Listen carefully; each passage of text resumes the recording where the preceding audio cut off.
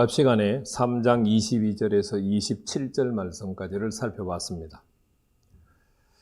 1장 28절 하반절에서 2장 3장 11절 말씀까지 영광스러운 여호와의 형상이 에스겔을 부르시고 사명을 맡겼어요. 그런데 에스겔은 사명을 감당하지를 못했어요. 그래서 에스겔은 들로 나가서 영광스러운 여호와의 형상을 다시 만났어요. 영광스러운 여호와의 영광의 형상은 에스겔에게 재차 사명을 주세요. 그런데 이번에 주시는 사명은 두루마리를 먹고 주 여호와의 말씀이 이러하다라고 말로 전하는 사명이 아니에요. 새로운 방법의 사역을 에스겔에게 맡기셨는데 그게 4장 이후의 말씀에 기록이 되어 있어요. 이 시간에는 4장 1절에서 3절 말씀을 공부를 하겠습니다. 제가 먼저 한번 성경을 짧으니까 읽어보도록 하겠습니다. 너 인자야, 토판을 가져다가 그것을 내 앞에 놓고 한 성읍 곧 예루살렘을 그 위에 그리고 그 성읍을 에워싸되 그것을 향하여 사다리를 세우고 그것을 향하여 흙으로 언덕을 쌓고 그것을 향하여 진을 치고 그것을 향하여 공성태를 둘러 세우고 또 철판을 가져다가 너와 성읍 사이에 두어 철벽을 삼고 성을 포위하는 것처럼 에워싸라. 이것이 이스라엘 족속에게 징조가 되리라.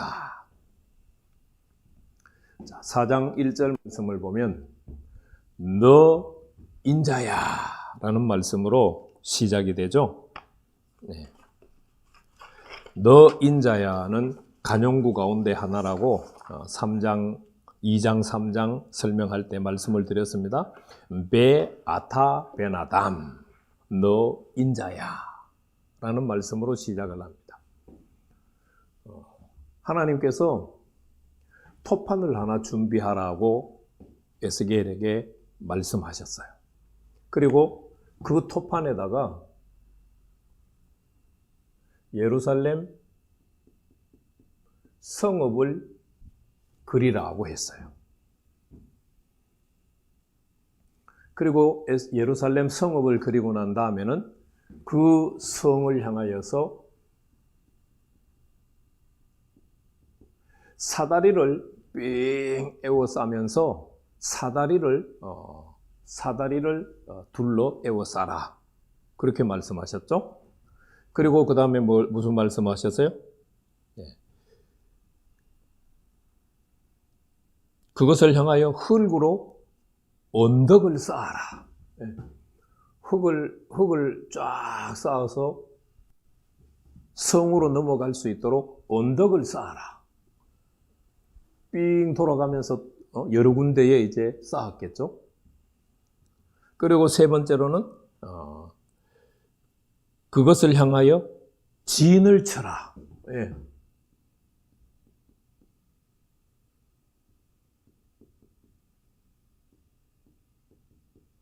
삥 둘러가면서 진을 쳐라. 그렇게 말씀하셨어요.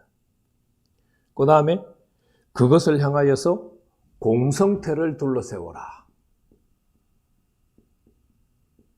공성태를 또 둘러세워라. 그러니까 예루살렘 성읍을 사다리로 한번 삥 둘러싸고 그 다음에 흙으로 언덕을 만들어서 여기저기 또 에워싸고 적의 진지로 예루살렘을 삥 에워싸고 그 다음에는 공성태 성을 무너뜨리는 기구죠. 앞에 삐죽하게 해서 밑에 바퀴가 달려서 꽉 몰고 가서 우리 사극을 보면 성문을 부수는 그거 있잖아요. 그걸 공성태라고 해요. 그 공성태를 예루살렘 성을 뺑 둘러서 가져다 놔라. 자, 그러면 누가 봐도 지금 예루살렘 성읍은 어떤 상황이에요?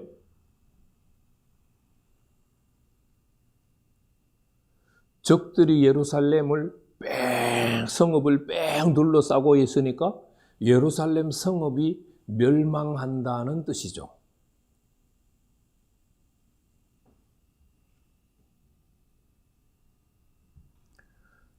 말로 메시지를 전하는 것이 아니라 토판에다가 예루살렘 성읍을 그리고 시각적으로 메시지를 전하는 거예요. 흙으로 예루살렘의 모형을 만들었고 사다리를 빙 둘러 세웠고 흙으로 언덕을 쌓아서 둘러쌌고 적들의 진지가 예루살렘 성읍을 둘러쌌고 공성태로 예루살렘 성읍을 뺑 둘러쌌어요. 자, 이거를 누가 보라는 거예요? 바벨론 사람들이 보라는 건가요?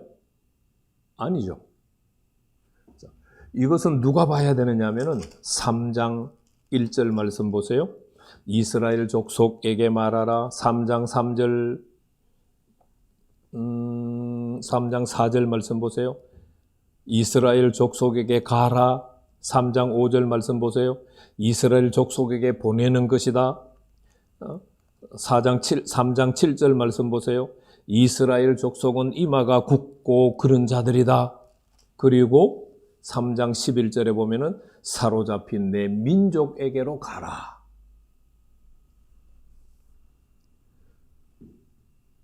지금 에스겔은 팔레스틴 땅 예루살렘에 있지 않아요. 바벨론의 포로로 잡혀가서 그발 강가에 거하고 있어요.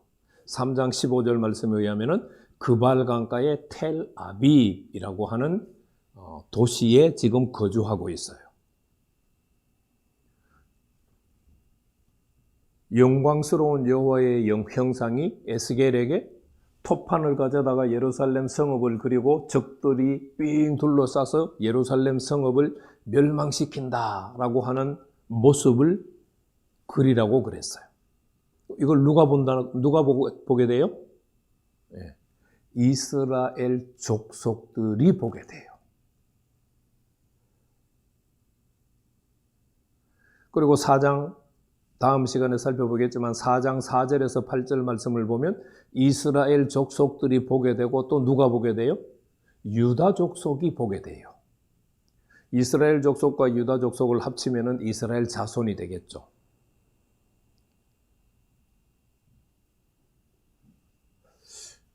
이상하다는 생각 들지 않으세요? 아니, 포로로 잡혀와서 지금 살고 있는데 이스라엘 족속들은 포로로 잡혀온 지 지금 얼마나 됐어요? 721년에 아시리아에게 망했어요.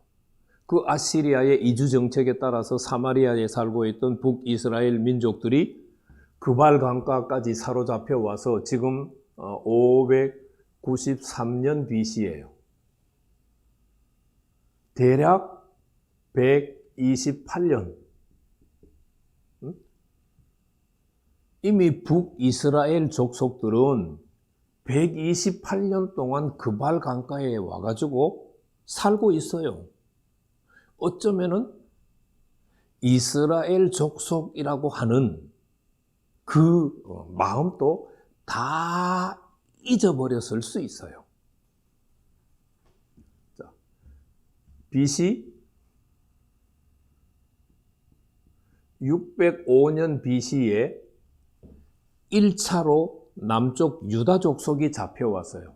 이들은 지금 BC 593년까지 약 몇 년의 시간이 지났나요? 13년? 5년하고 7년하고 12년, 13년. 네.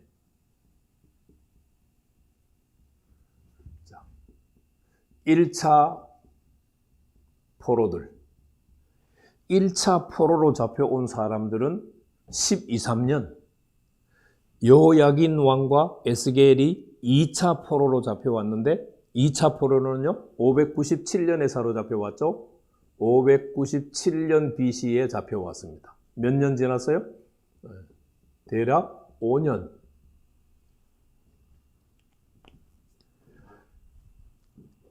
지금 이스라엘 족속은 대략 130년 됐고 남유다 족속은 5년에서 13년 됐어요.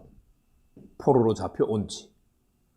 포로로 잡혀온 북이스라엘 족속과 남유다 족속들이 왜 예루살렘 성읍이 멸망될 거라는 것을 왜 봐야 될까요? 영광스러운 여호와의 영광의 형상은 왜 포로로 잡혀와서 130년 가까운 세월들을 살았는 포로지에서 사는 북이스라엘 족속들과 이제 5년에서 13년 정도 된 남유다 족속들에게 왜 예루살렘 성읍이 멸망할 거라는 것을 보여주셔야 될까요?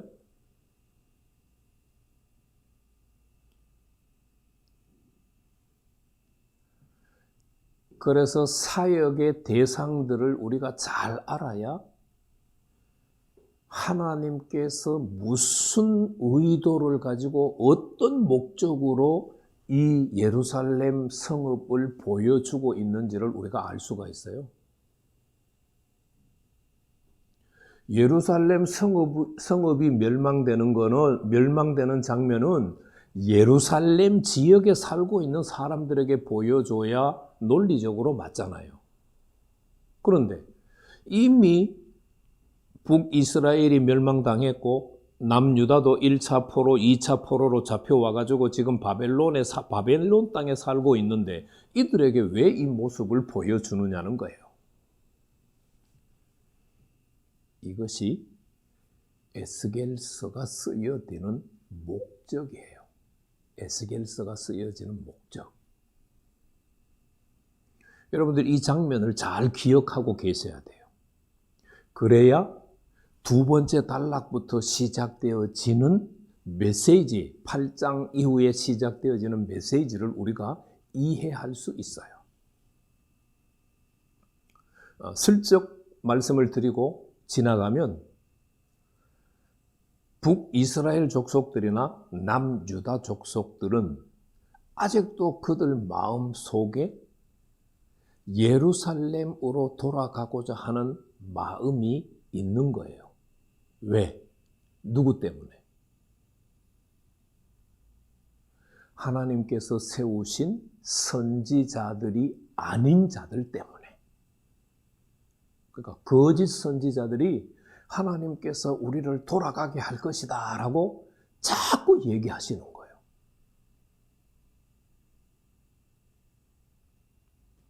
그러니까 하나님께서 에스겔을 제사장으로 있던 에스겔을 선지자로 세우셔서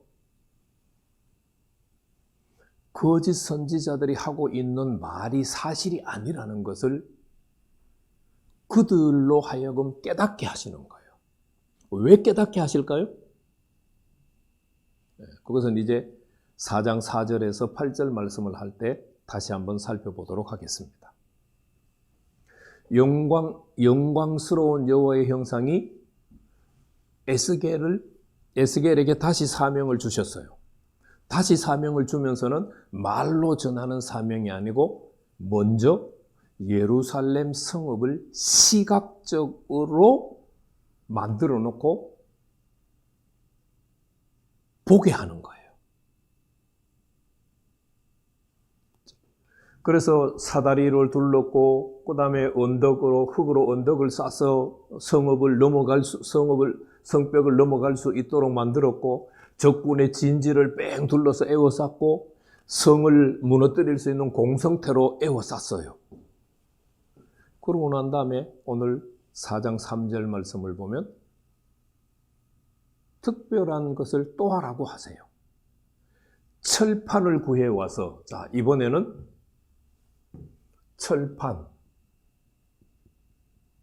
철판을 구해와서 철판으로 에워싸라. 에스겔과 성읍 사이를 분리시켜라는 말과 같아요. 철판으로 예루살렘 성읍을 뺑 에워쌌어요. 그럼 에스겔이 예루살렘 성읍을 볼 수 있을까요? 볼 수 없을까요? 철판의 높이가 높으면 당연히 볼 수 없는 거죠. 그만 왜 하나님 영광스러운 여호와의 형상이 에스겔과 예루살렘 성읍 사이에 철벽을 쳐서 상관없는 자처럼 볼 수 없도록 도우러 갈 수 없도록 왜 그렇게 철벽을 치라고 하셨을까요? 그럼 도대체 이 철벽은 무슨 의미일까요?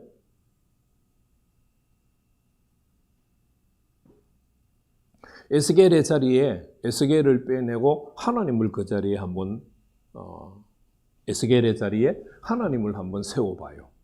하나님께서 예루살렘 성읍을 안 봐요. 철벽이 하나님과 예루살렘 성읍 사이를 막아버렸어요. 그럼 이 철벽은 무슨 기능을 할까요? 죄악의 기능을 하고 있는 거죠. 죄 때문에 하나님께서 예루살렘 성읍을 심판하신다는 것을 지금 보여주고 있는 거예요. 철벽이 에스겔과 예루살렘 성읍 사이를 철벽이 막고 있기 때문에 하나님께서 도와주실래야 도와주실 수 없고 또 도와주시지도 않는다는 것을 말해요. 죄라고 하는 것이 그만큼 무서워요.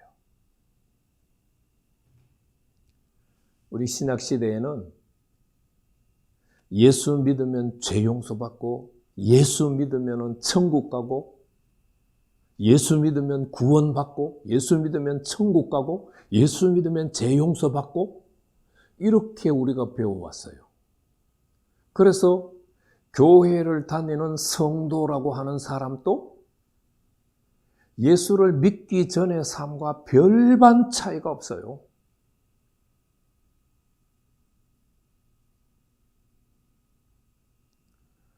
교회를 다니면서도 제사를 지내? 여러분 잘 아시죠? 성찬절에 절에서 스님들과 교류를 해.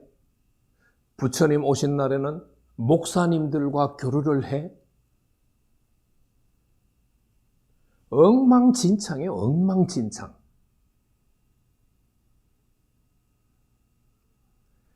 우리가 예수를 그리스도로 믿는다고 하는 말은 죄에서부터 벗어날 수 있는 출발선에 섰다고 생각하는 것이 성경적이에요. 자, 그거는 로마서나 히브리서를 공부할 때, 에베소서를 공부할 때 다시 자세하게 살펴보기로 하고요. 오늘 이 시간에는 죄에 대해서 깨어 있어야 돼요. 예수 믿기 때문에 죄를 지어도 괜찮다? 그런 것은 성경에 없어요. 히브리서 11장 말씀을 보면 히브리서 기자가 뭐라고 말씀하셨어요? 너희가 아직도 피 흘리기까지 죄와 싸우지 않는다. 오늘 영광스러운 여호와의 형상이